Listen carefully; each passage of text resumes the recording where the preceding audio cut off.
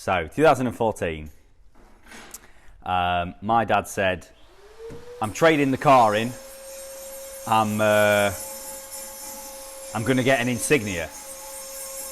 And I was like, you're trading it in, you're getting rid of it. You know, why would you do that? You know, it's really, you know, kind of not sought after at the time, but they were still kind of held in quite high regard as being like a sought after model. And I basically immediately said, don't do that, I'll get rid of my car and I'll take that car from you. Because I'd had 2 Corsa VXRs by that point, and I was kind of, well, I'd made a few products for Corsa VXR, but I kind of knew that the kind of the Astra world was a bit bigger, if anything. Like there was already more stuff to do because the engine was older. It'd been in the Astra GSI. People knew of the kind of the capabilities of the car a bit more. And I guess I'd had a Corsa VXR for about 4 years by that point. You know, I wanted something different. And the Astra Nurburgring edition just seemed more desirable. It just seemed like something I should desire more than my Corsa Nurburgring edition, because it wasn't really a proper limited edition. Not like the Astra was. So yeah, like I still got it basically. It's always around, it's always here. I think for the first year, I basically did like your kind of standard stage 3 mods, made like a top hat kit, an induction kit, made my own exhaust. Actually no, I didn't make my own exhaust to start with, it had the Remus on, and the Remus obviously sounds amazing. So I kind of wanted to keep that, even though I was into building exhaust myself by that point. I kind of wanted to keep the Remus, and that's when I came up with the idea of doing a decap pipe for them, because there'd been plenty of people that were like getting them cut out. And I guess I wasn't really conscious at that point of like coming up with ideas of products to sell as such. I just thought, well, it's something I want, so it's something other people must want. So I made the Remus decap pipe, which is like one of the things we've sold more of than anything else. Sold like hundreds of them over the years. I mean, there's like 700 odd of these cars, and these all have Remuses on. We probably, I don't even know how many, we've sold loads of them. It's, it was definitely well worth doing, and probably one of the best decisions I made, really. And yeah, I instantly remember like fitting the decat and then kind of the exhaust being louder, Remus exhaust that was louder. It was just more fun instantly. Yeah, I started just kind of like stage 3 mods at that point. But I always knew at some point I did want to do that like big turbo conversion. Again, it'd been done a bit more on Astras than on Corsas. So I think it was pretty much by the end of that year, so like early 2015, I started to think about doing a turbo kit. Now, I'd already built the engine at that point. I'd already kind of like done like a Chinese rod job. Apart from I was stupid enough to take the crank out and think that taking the crank out and honing the block and putting new rings in was the right thing to do on like a 45,000 mile car. Probably wasn't even that much then. It was probably more like a 40,000 mile car, which was a really silly thing to do, considering I only had stage 3 mods. Didn't really need to go to those extremes. So I did that. Then I kind of started building a turbo kit. I didn't really know anything about building turbo manifolds. Never built one before. Had lots of pictures of others that had been done. Had the kind of general gist of what I should be doing. And kind of built a turbo manifold for myself. And it was like it was always at that point, it was always well, this is something I'm going to sell. Definitely, I'm going to sell this. Because there wasn't like loads of people making them then either. It was only, like Nortec. There's like a Clarkson one you could get, tubular Clarkson manifold. There was a Courtney Sport cast manifold. Regal sold like T25 type cast manifolds. But in terms of tubulars, there wasn't really that much on the market. Not like there is today, where loads of people make them for these engines and for others. There wasn't really anything like that. So I always kind of knew it was I can definitely sell this product kind of thing. But that's when it started to get serious. When I built a turbo kit, and people kind of already said they wanted it. I remember kind of driving around on it with the big turbo on, my GTX 2867 Gen 1 Garrett, and I had like the bonnet exit screamer pipe. The hole is still in the bonnet even now. Fucking stupid hole in the bonnet. 400 horsepower. It felt really fast, and I was really that was probably at the time when I was most passionate about this car, when I was really, I guess, when I was most interested in it. And I'd say from that point onwards, that's when it became a bit of a downward spiral in terms of the car no longer was my own car. It was then Enhance Performance's car. And that meant that a lot of the time it was off the road, because I was building things on it, like turbo kits or exhaust systems or developing new products. So it was always, I'm just going to take my car apart.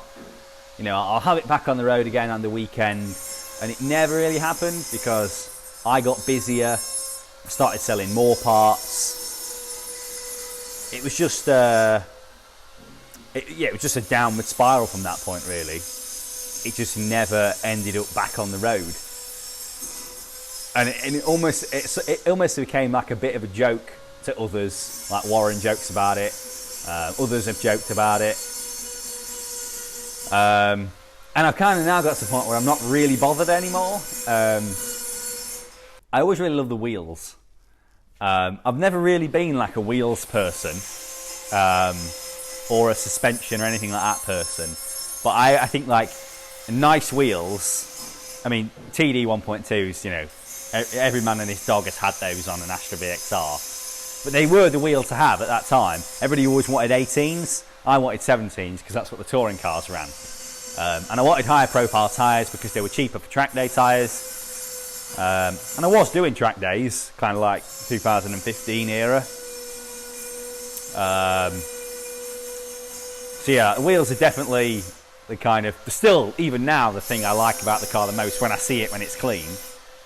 And then there's also the knacker duct in the bonnet that I was kind of obsessed with at the time.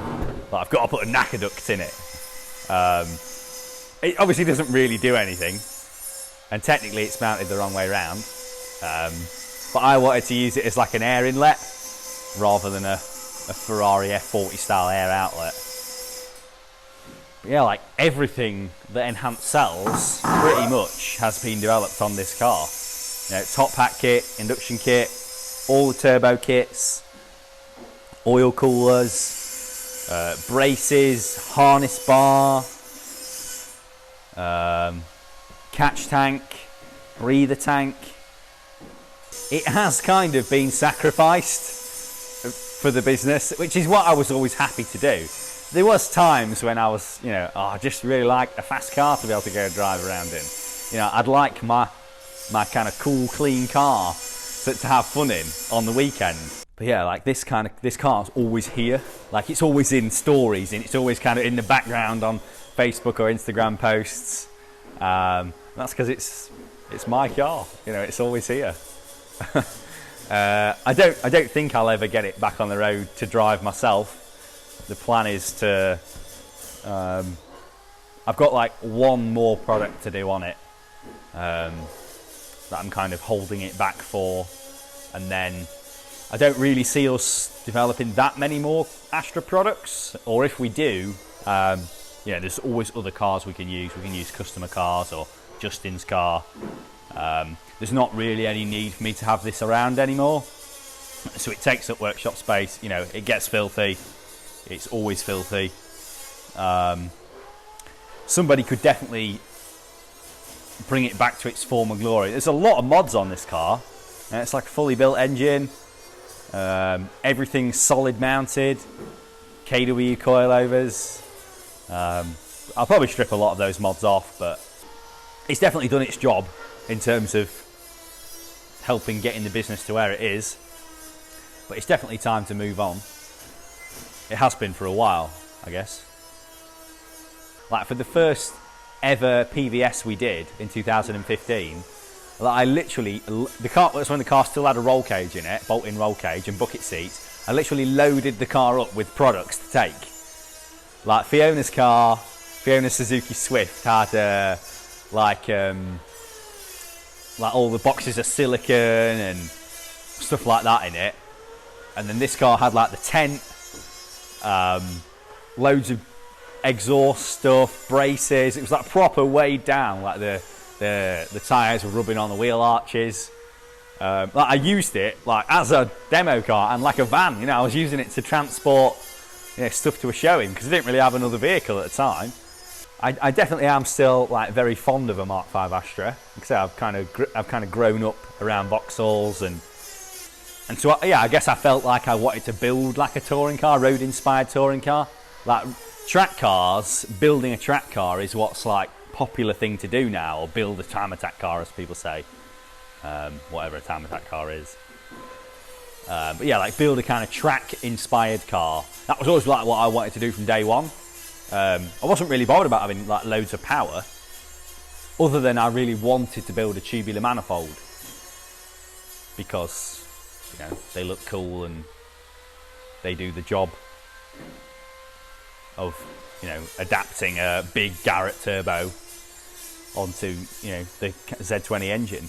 So we had the, we took the EFR kit off of Fiona's Corsa E VXR when we got rid of that, and there was a 6758 EFR kind of used left over. So I thought, I know what I'm going to do. There's no reason for I don't need my car anymore for development of products. I'm getting my car put back on the road. It had a fresh engine build. I was like, I'm determined to get my car back on the road and use it. So it all got built up, brand new manifold, you know, like made main manifold. All got built back up, and I started it up, and like that initial excitement was coming back. That kind of car enthusiasm coming back in me. Like, oh, I can drive my car again. It's got those squeaky brake pads in it, and single mass fly, diff, and you know, I was kind of getting excited to drive it. You know, I kind of was remembering what it was like to drive, kind of a bit raw, and the engine was leaking. It was leaking oil. And I just did that big sigh, like, oh, why do I bother with this car? You've tried it on just once too often, right? Well, don't say I haven't warned you. I've laid it on the line to you time and time again. I don't love it enough.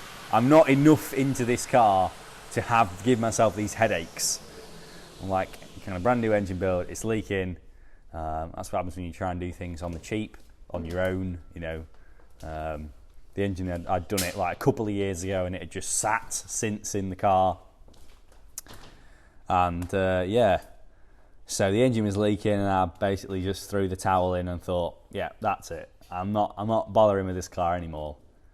It's run its course. So who knows whether I'll actually get rid of it this time. But if anybody wants it, please take it.